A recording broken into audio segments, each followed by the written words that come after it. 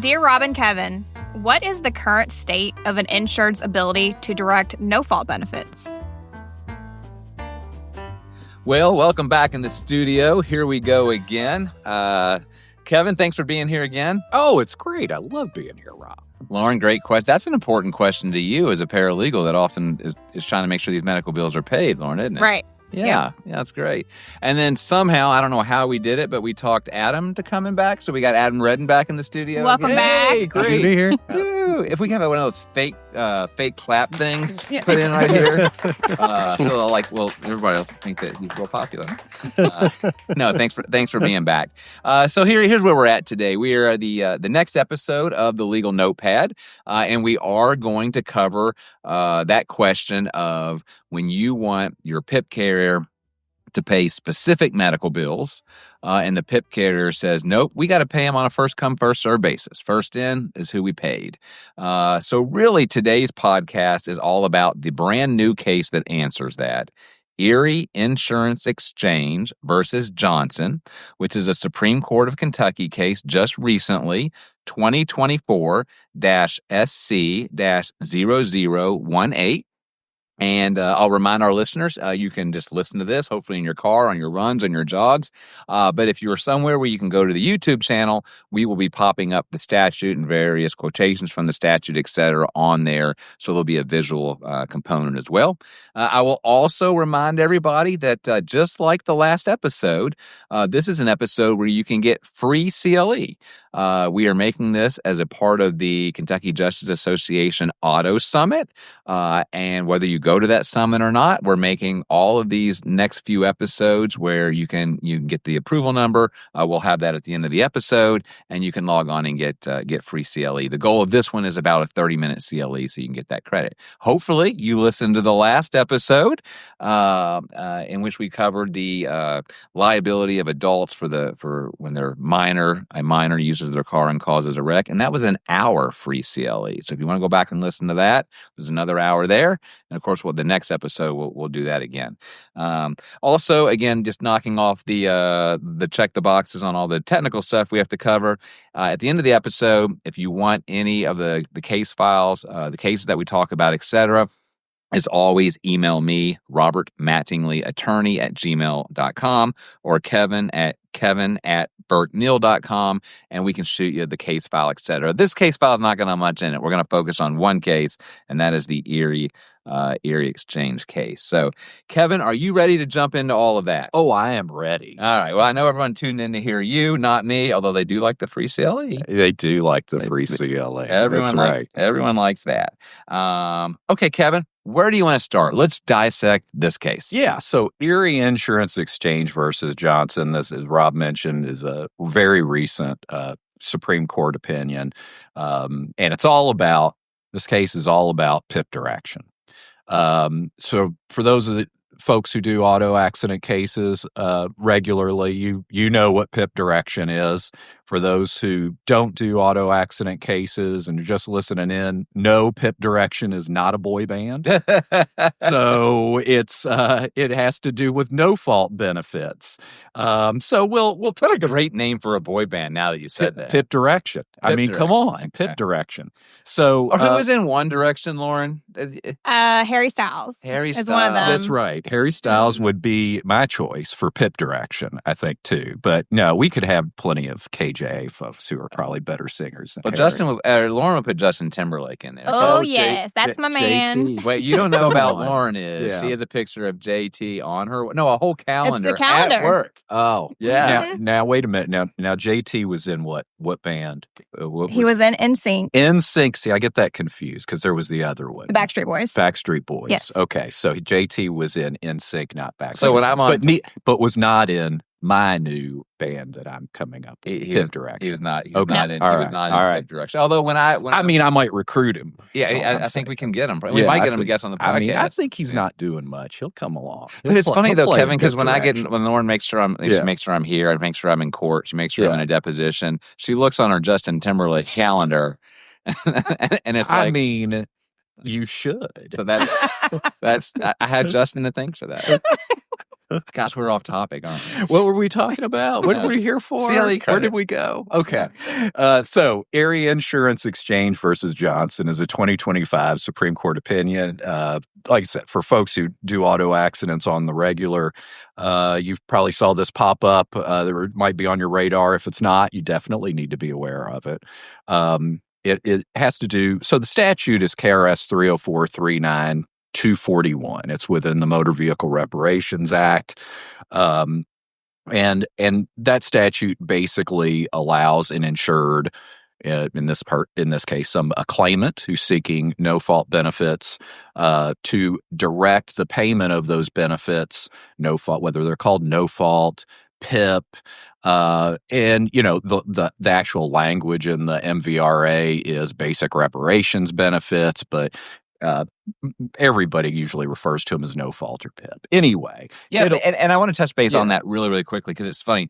First page of the case, first footnote, quote, courts have long held that it is acceptable to use BRB, basic reparation benefits, right, and PIP interchangeably. Right. And it's amazing the number of times I'm out and I'll say PIP, and they go, and some other lawyers say, well, did you mean basic reparation benefits? I know. I'm like, no, I meant PIP. It gets really weird, He's like, well, I said no fault. Well, you didn't say BRB. It's like, because nobody uses BRB. And now I have the Supreme Court of Kentucky saying I can call it BRB or PIP, and it doesn't matter. They let you off the hook, didn't they? Yeah. Sometimes a case is good to clarify. That's exactly give you permission to use different terms. It's my favorite. Freedom. It's my favorite footnote of the day. There you go. Go ahead, Kevin. So Erie Insurance Exchange versus Johnson has to do with this specific statute, KRS 30439 241, which allows a claimant who's seeking no-fault benefits to basically direct the payment of benefits among, and this is the statutory language, among the different elements of loss. And that's really what this Supreme Court case is about, what that means, among the different elements of loss, that language. So if you're watching on YouTube, we're going to pop it up on the screen, right? Lauren takes care of that. Yeah. But for all the listeners, you're focusing right now on the language of the statute that says among the different elements of loss. There you go. And does that mean within those different elements or not? There it goes. So that's where it starts, and that's where it goes with this opinion. But just kind of a little bit of background about what happened. Of course, it involves an auto accident case. Megan Johnson, Terry Reed, two folks who were involved in a vehicle collision. They sought medical treatment. And they had different types of medical treatment, as is often the case. You might start your journey, unfortunate journey in that circumstance, at a hospital, at an emergency room. And then you might seek treatment after that from either a doctor, your own doctor, maybe a chiropractor, maybe a physical therapist, that sort of thing. So you might have, all these different medical providers providing care. Let me make sure I've got that, because, what I haven't told our audience, if you listen to the last episode, when we really advertised that episode to non-lawyers, our non-lawyer following the podcast just absolutely went crazy. So lots and lots of new non-lawyers listening to the podcast. Thanks. Please keep that up. But if you're continuing to follow for them, when you go to the hospital right after a car wreck, the EMS takes you, or maybe the next day, those are pretty expensive bills. Right. You got the hospital bill, you got the radiology bill, you might have an anesthesiology bill, depending on when it happens. Then, of course, there's nurses and everybody else. So that could use your $10,000. And generally that's what you have. You have $10,000 in medical coverage. Right. And we're talking about how do you use that. So for all those non-lawyer new followers, that's awesome that you're following us. That's what we're talking about. Right. And you've got, as Rob mentioned, you've got those limited resources, $10,000. By default, there can be added reparations benefits. We won't talk about that. But $10,000 is what we're talking about for most people. And within that, so you've got limited resources, and you want to allocate them the right way. And, first of all, can't highlight enough, if you're involved in a wreck and you have these limited no-fault benefits, call an attorney immediately, because they're going to help you call Rob, in fact, call Adam, and make sure that they handle this for you. If you're somebody who's listening, who's not an attorney, involved in a wreck, just this aspect is so confusing that it's reason enough to hire an attorney in your auto accident case. And the case really comes down to, and I do tell clients when I go and I sit in their homes, and I know Adam does this too, one of the first things you want to do is reserve those PIP benefits. You want to send a letter to the PIP carrier, right? And you want to say, don't use my $10,000. Because a PIP carrier, if you really are hurt in your hospital bill, say they take you to U of L Hospital or Norton's or Baptist, they would love to bill that $10,000 to the PIP carrier. PIP carrier knows they owe it. They write the check to U of L Hospital or whoever it may be, and that they can close their PIP file. The insurance company can close that down, but that was of no benefit to you. Right. Because you could have had your health insurance paid or you could have negotiated it. So many different options. So many different options. Yeah. But this case, again, for a lot of the non-lawyers following, but lawyers too, they sent a letter saying, we want to reserve our benefits. You don't pay anybody until we tell you who to pay. Yeah, Megan and Terry hired an attorney right off the bat, and then that attorney did the right thing. Said, look, I want to reserve these benefits. I want them to go, in this instance, toward the chiropractic care rather than the big hospital bill that might be covered by health insurance. And Erie responded. Erie Insurance responded, and they said, no, you can't do that. They basically said, look, the statute says among the different elements of loss, and medical expense is one category of loss. So what are some other categories? So there's wage loss, there's survivor's benefits. Under the statutory definition of loss, there are about 5 categories. Funeral bills, right? Tragedy like that. Exactly. So what Erie's response was, well, look, you can't tell us what to pay and what not to pay when it comes to medical expenses just within that category. Yeah, you can tell us to reserve for medical expenses versus wages, that sort of thing, but we're not going to, drill into different types of medical expenses for you and take your direction on what to pay and what not to pay or the priority of payment and that sort of thing. So Erie says, if you want to use it for lost wages, say lost wages. Right. If you want to use it for survivor economic losses, use it for that. If you want to use it for medical bills, tell me you want to use it for medical bills. But once you pick a category, right, you don't get to say within that category, pay the EMS, pay my physical therapist. We're going to pay the very first one we get. That's right. Most insurance companies don't do it that way. But I've done thousands of cases, and Lauren, your experience is over thousands of cases. Do you see many insurance companies do that, Lauren? I mean, I don't see a lot do that. No, not at all. Yeah. But for some reason, Erie does. Erie did. They wanted to fight this battle. I can't figure out why, other than to close the file real fast. Yeah, I don't really know. But they wanted to fight it, and so they did. And in fact, Erie was the instigator here. They filed suit. They filed a deck action to basically say that under what to declare. Ask the circuit court to declare what the statute means among the different elements of loss, to agree with their interpretation of the statute that they did not have to direct these benefits within the class of medical expenses, only between different elements of loss.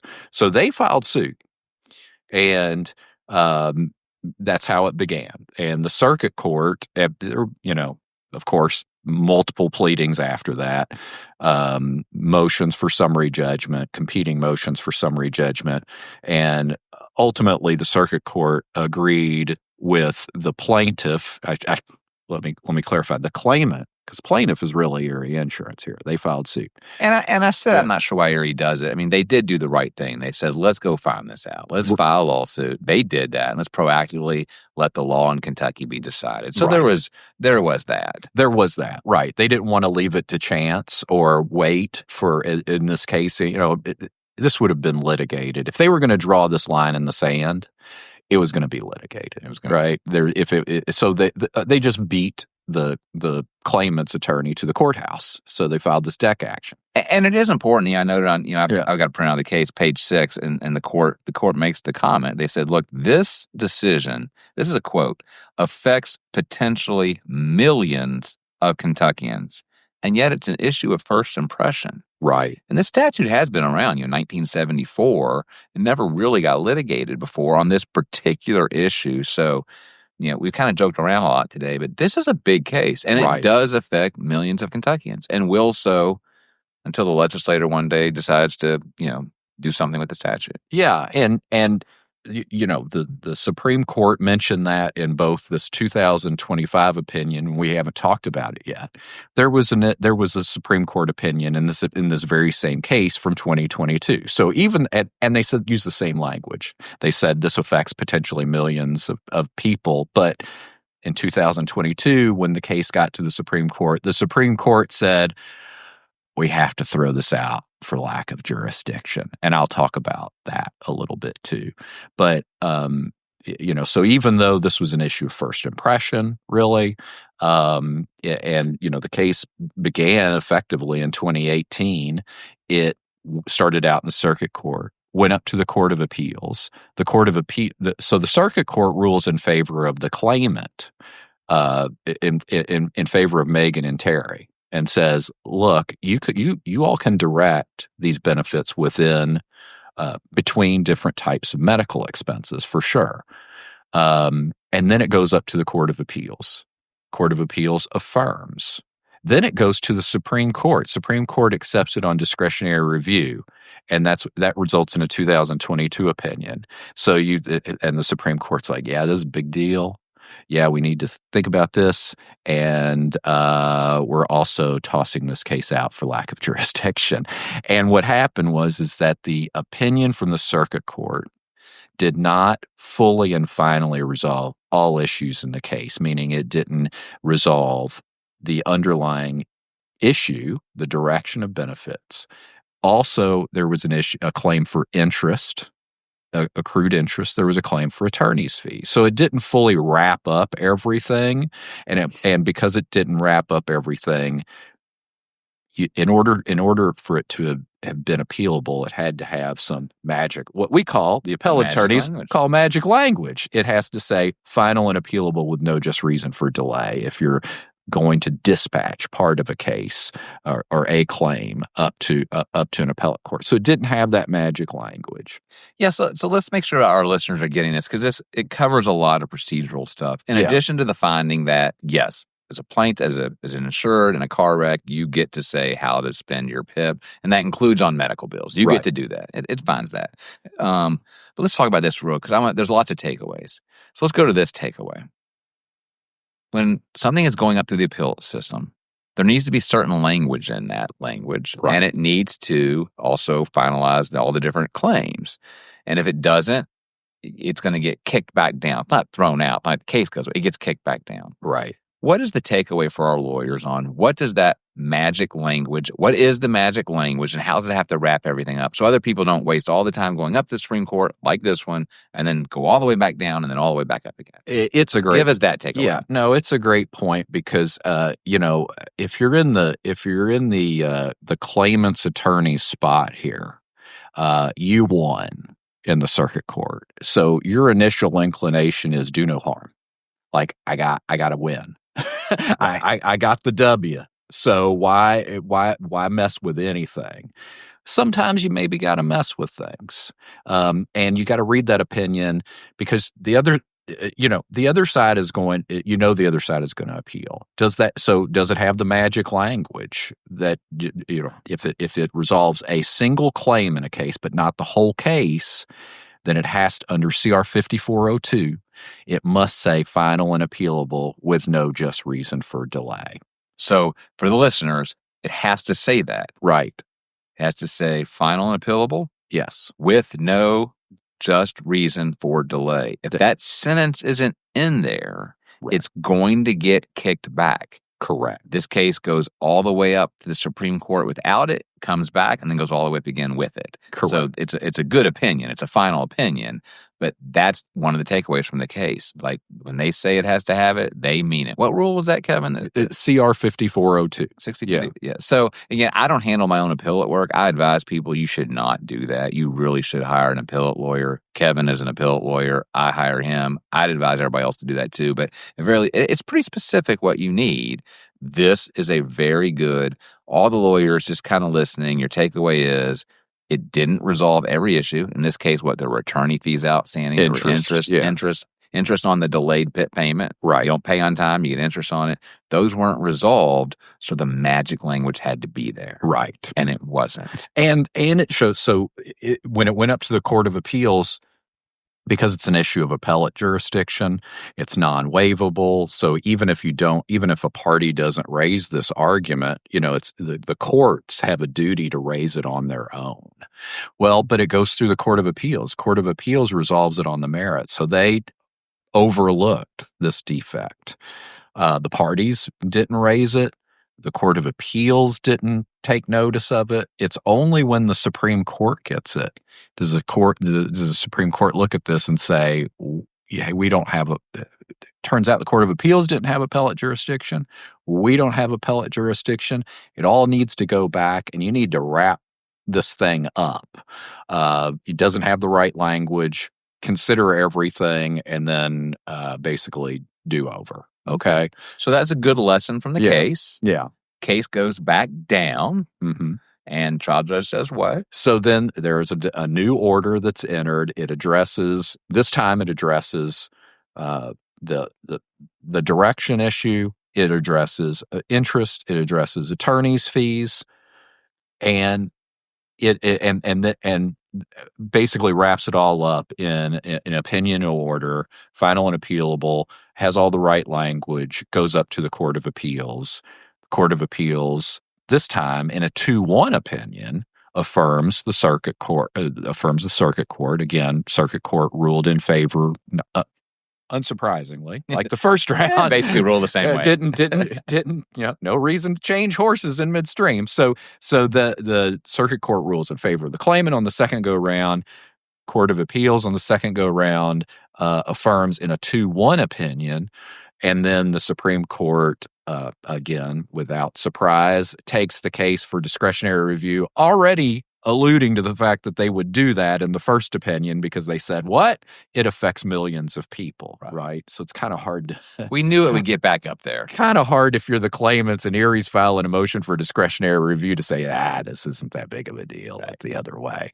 So the Supreme Court takes the case for review, and then it results in this after additional briefing, it results in this 2025 opinion. Yeah. So we've already got several takeaways. One was our appellate lesson for today. Let's do a real short appellate lesson. When it gets up there, they go through the standard of review. I think most lawyers know, but very briefly, what's the standard for review in any case that's purely legal in nature? Yeah. If you're talking about a legal issue, and it could be on a motion for summary judgment, it really doesn't matter. If you're talking about a pure legal issue, statutory interpretation, that sort of thing, it's going to be what's called de novo review. Attorneys probably know that term, but it just means that the court isn't paying deference to either the Court of Appeals that decided, the Court of Appeals opinion, or the Circuit Court opinion. They're not paying any deference to those courts at all. They're looking at it anew, and then they're evaluating it based on what they see that the statute says and the circumstances of the case. So if a case goes up and there's factual determinations, those kind of things, they give some deference to the judges that decided that. But if it's purely legal in nature, it's that de novo word. Right. It means we're just going to look at it absolutely fresh, blank slate, and we'll make our decision, and that's what they do in this case, right? Right, and that's for the substantive issue, the statutory interpretation on the direction issue. But there is an issue of attorney's fees. Of course, Erie, the circuit court awarded attorney's fees to the claimant's attorney, to the claimants and the claimant's attorney. So there was this issue of whether attorney's fees were properly imposed on Erie, and that's a different standard of review. That's abuse of discretion. So that's a question of whether the trial court awarded those fees and appropriately exercised its discretion under the circumstances of this case to award those fees. Okay. And we'll talk a little bit about that at the end, but that was an abuse of discretion standard, but the major legal issues were all the de novo standard, right? Correct. All right, great. Well, so far, we're continuing to move through the case. We're going to do a little transitioning here.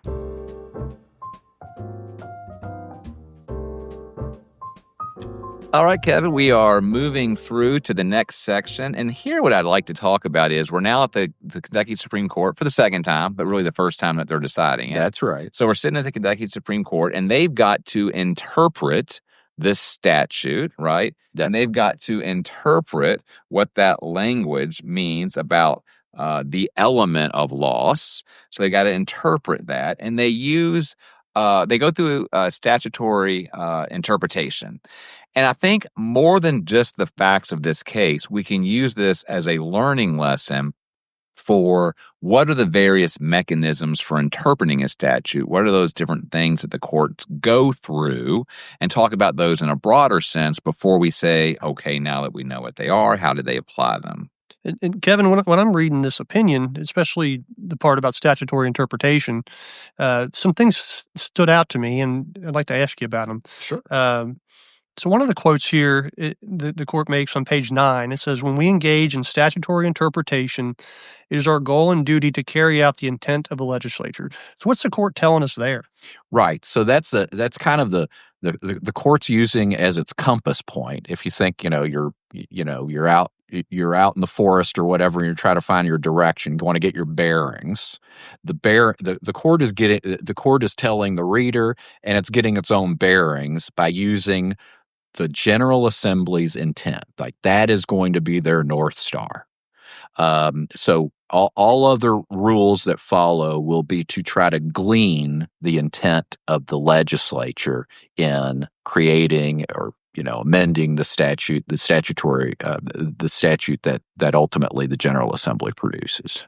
And then the court, they go on and they write, "This court has repeatedly held that statutes must be given a literal interpretation unless they are ambiguous, and if the words are not ambiguous, no statutory construction is required." What's the court telling us at that point? That's a mouthful. That's a lot. It's a lot to say. Basically, we're going to read it like it is, if possible, unless it's confusing, in which case we'll have to follow some rules of statutory interpretation. But the other question, who decides if it's confusing or not? I guess the Supreme Court does. That is what the Supreme Court does. The General Assembly doesn't do it. This is the judiciary, right? This is what they do. So they are the arbiters of what the meaning of the statute. So it's their job to decide whether the language is plain or ambiguous, and if it's ambiguous, how it should be resolved. And then the court goes on to say, legislature meant exactly what it said and said exactly what it meant. Yes. I don't know about that. Yeah. Well, and they kind of back off that a little bit when they talk about elements of laws. But yeah, I think that, generally you hope the General Assembly, the court hopes this, we all hope this. We all want the General Assembly to use plain language, clear terms, but also the General Assembly can't always envision every possible scenario out there. And sometimes there are ambiguities that pop up with that language when applied to the specific circumstance of the case. That's called a latent ambiguity. So, that happens. It's not uncommon.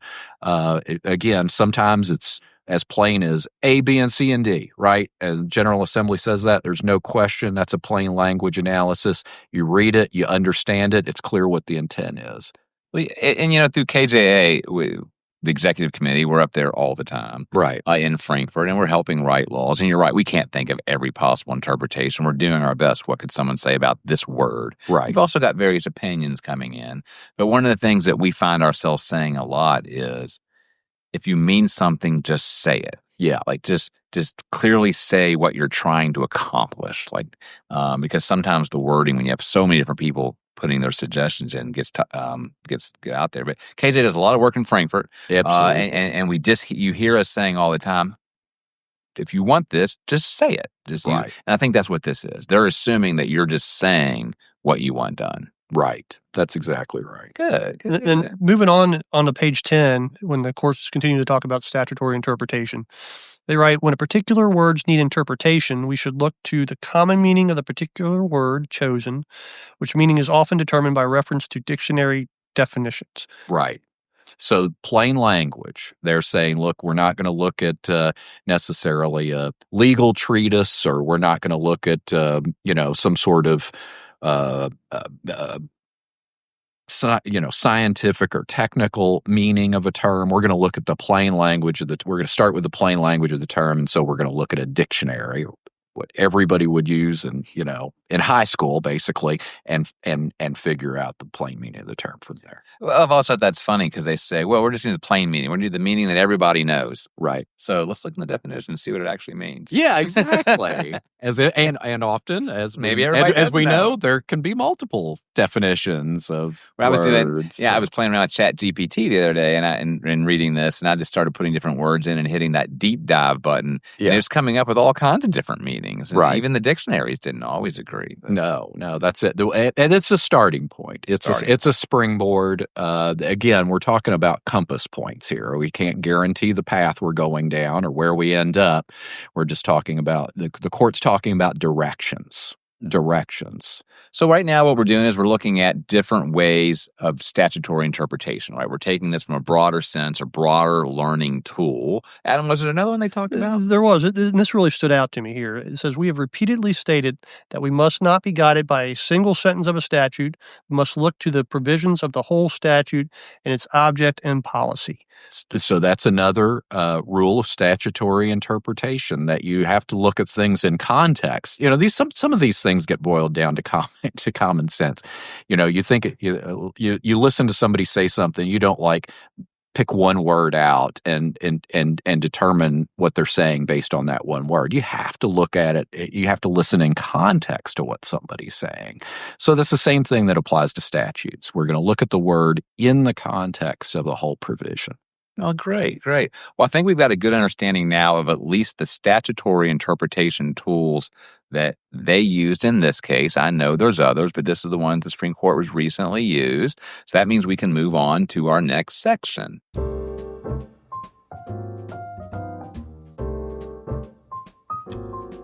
All right, so here we go. The next section, we've let you know the facts of the case. We let you know the procedural part of that. Hopefully you learned something there. Certainly now we've studied the different mechanisms for interpreting a statute, and we are finally at the point. Kevin, tell us how they use all these different tools in this particular case to interpret this particular sentence of the statute. So the Supreme Court sets forth all these rules of statutory interpretation. It reminds them, it reminds the reader, it reminds the lower court. You have to remember there are many audiences. Supreme Court has many audiences. They're talking to the Court of Appeals. They're talking to the trial court. They're talking to the parties. They're talking to future litigants. They're talking to the public too. So some of this stuff, it might seem as like, why are they spending so much time on this particular issue or whatever? Well, there's a broader audience than just the person who may know these things are. They want to prove their case. They want to prove their case, to show their work in math terms, right? You show their work. You show your work. So that's what the Supreme Court wants to do. Ideally, everybody wants them to show your work. It's one of the I won't go off on this, but it's one of the few institutions in government where they have to prove to themselves through logic and reasoning why they're right. Yeah. That's incredible if you think about it. And how that would apply across various future cases. It's a big deal. Right. So they have to get it's to the meat of the coconut. What's elements of loss? What does that mean using these rules of statutory construction? And they note one thing. They said loss, the word loss is defined in the MVRA. So that includes, what we talked about, medical expense. It includes work loss, replacement services loss, survivor's economic loss, all these categories. But there is no definition in the MVRA for element of loss. So we don't know what this word, when you add the extra words there, what does that mean? Element of loss. And the court actually says, well, the word element is ambiguous. Again, looking at the dictionary definition of what element means, what does it mean? Does it mean does it mean medical expense in this instance? Does it mean the broader category of medical expenses at large?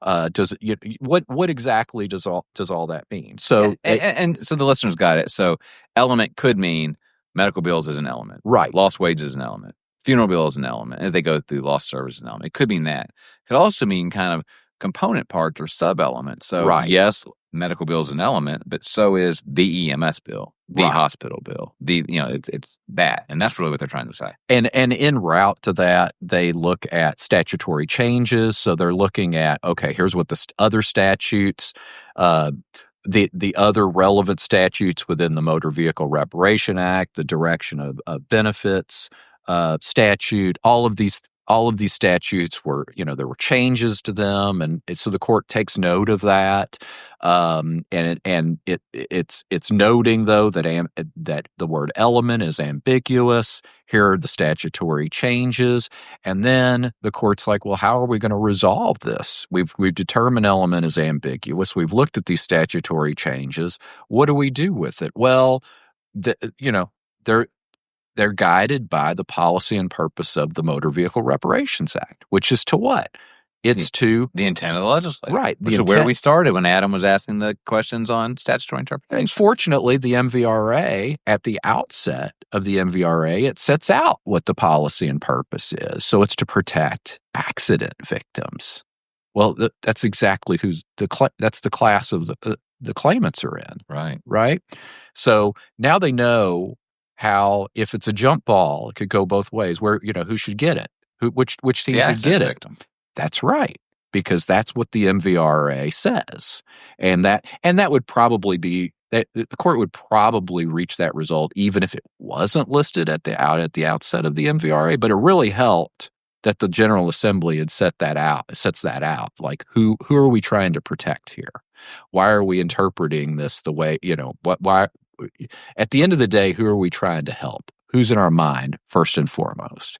And it's the accident victim. It's the claimant. So that really drives the analysis after that. It says, well, if that's who we're trying to protect, then why would we interpret this word element with it elements of loss against the accident victim? Right? Makes sense. So the court says, well, that makes sense. Then elements of loss isn't limited to broad categories of loss, medical expenses, wage loss, etc.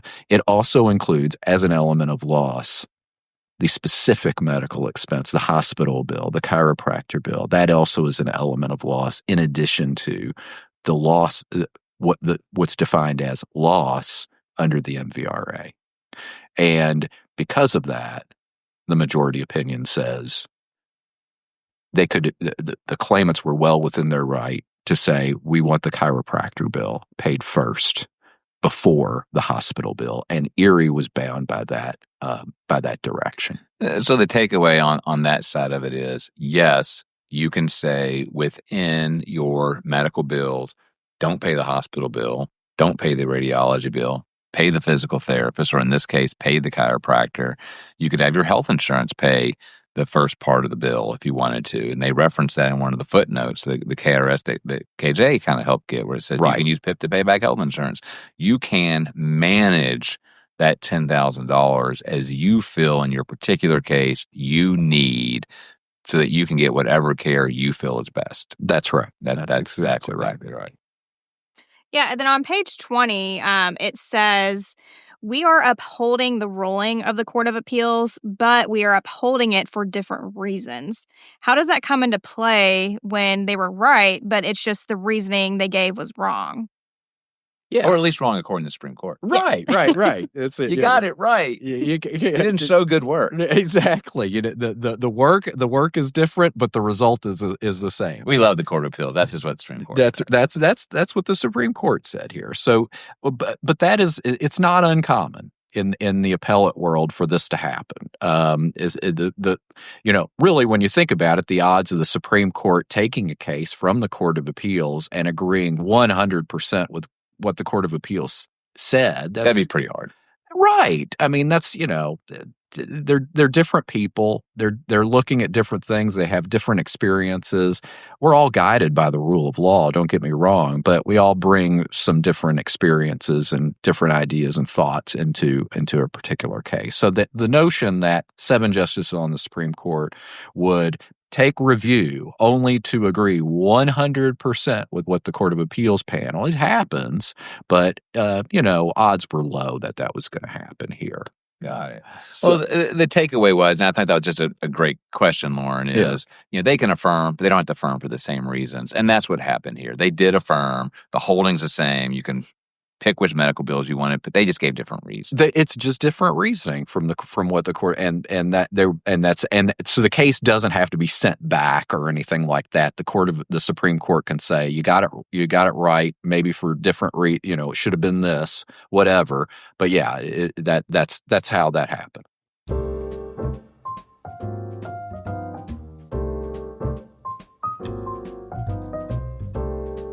All right, we're moving into the final section of the podcast. Hope you're learning something. Hope our non-lawyers that I keep seeing tune in are also kind of following this. But let me recap where we are before we move into the final section. Certainly, we're talking about the case has held you can direct the PIP benefits as you see fit. So we've covered that. But interestingly enough, we also covered other things. We covered, don't forget procedurally, that it has to have the magic language as it goes up on appeal, right? It has to have the language that it is, in fact, a final decision and it's ready and there's no just reason for delay. All those things, you've got to have that. Hopefully you learned a lesson. We talked about standard of review and the de novo versus giving deference to a fact finder, how that kind of came into play a little bit on both sides here. De novo on the legal issue, and we're getting ready to at least briefly hit about the attorney fees and the interest, and that was more deference to the trial court. Right. So we covered that. We covered how the the Supreme Court can find things for a different reason than the Court of Appeals, but it's still okay.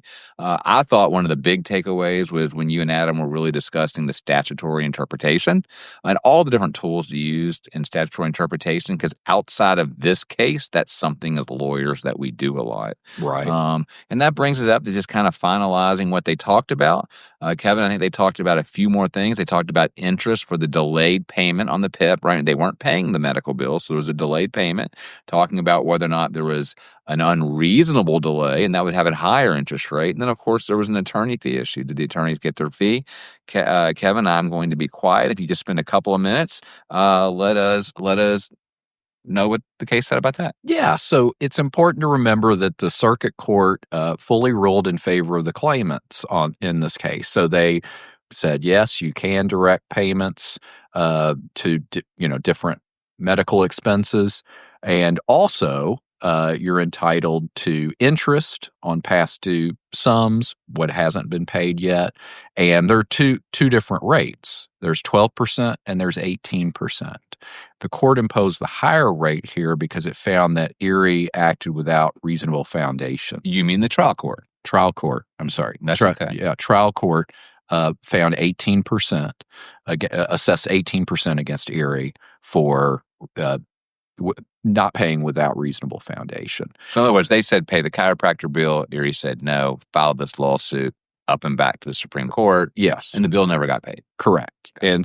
And then attorney's fees. So the circuit court also assessed attorney's fees against Erie, awarded them to the claimants and the claimant's attorney as well. So and that was not just for the first. The circuit court awarded those fees or addressed those fees in the first opinion, but then when it came back from the Supreme Court the first time, the court added attorney's fees to that, but wrapped it all up in a final and appealable order this time around. All the time and effort spent going up to the Supreme Court the first time and coming back down, they said that was more work, so your attorney fee grows. Correct. That's right. So all of that gets wrapped up, and then it goes up again. Court of Appeals in a 2-1 opinion affirms the 18% interest and the award of attorney's fees.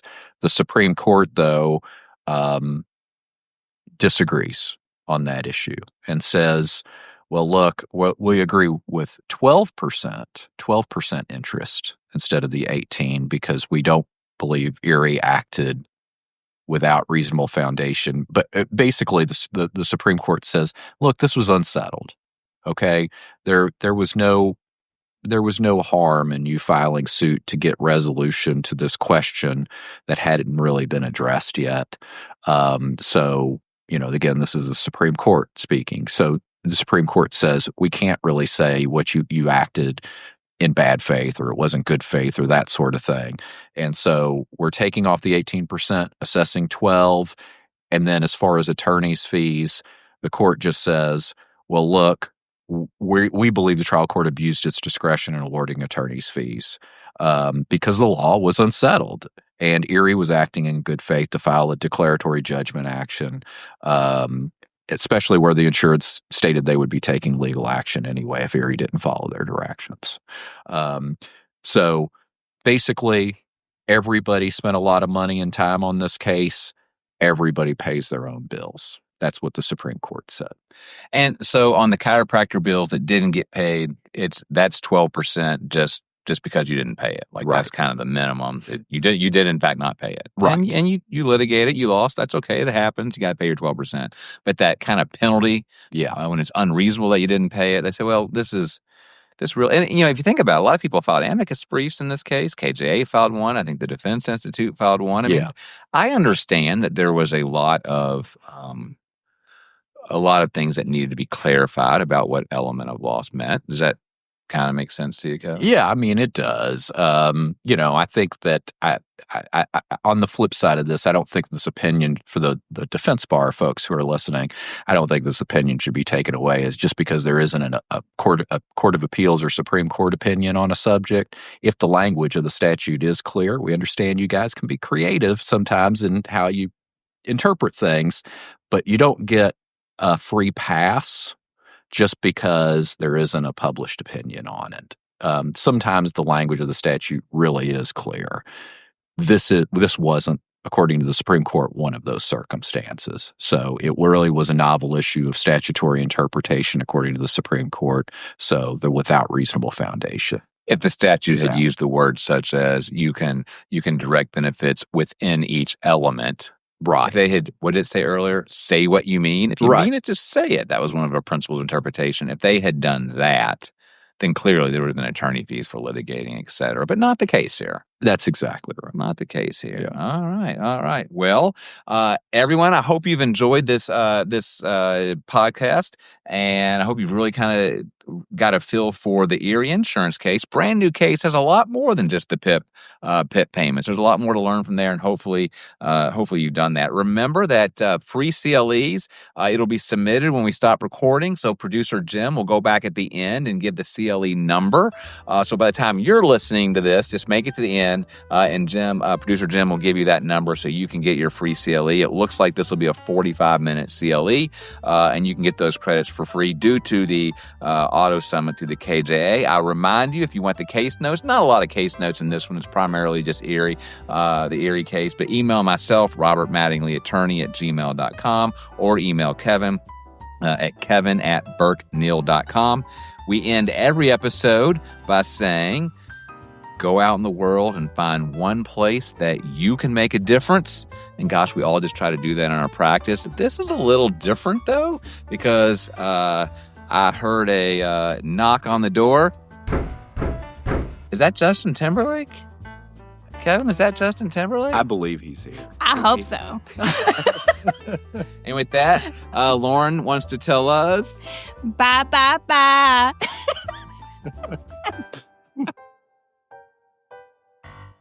Friends, this is podcast producer Jim Ray, and as Rob mentioned, we are offering free CLE credit for this episode. So we are still waiting on the activity number.